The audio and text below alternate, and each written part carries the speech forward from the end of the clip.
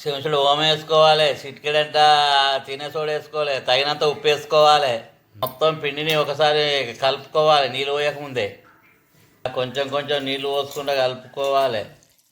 ఇలా కొంచెం కొంచెం నీళ్ళు పోసుకోవాలి. పిండి కలుపుడు అయినది. స్టవ్ అంటూ పెట్టుకున్నాం, స్టవ్ పైన ముకుడు పెట్టుకున్నాం, అందులో నూనె పోసుకున్నాం. నూనె వేడవుతుంది. మిరపకాయలు ఇందులో పిండిలో ముంచుకోవాలి. ఇలా ముకుట్లో వేసుకోవాలి.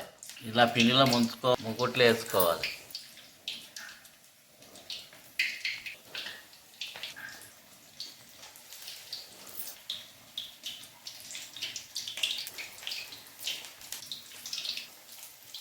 ఇప్పుడు ఇందులో మిర్చీలు వేసుకున్నాం.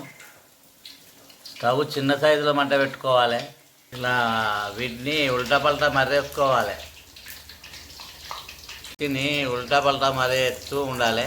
ఇలా గోల్డ్ కలర్ రావాలి. ఇప్పుడు మిర్చి కాలినాయి, తీసి వేరే గిన్నెలు వేసుకోవాలి. మొత్తం మిర్చీలని ఇలానే కాల్చుకోవాలి.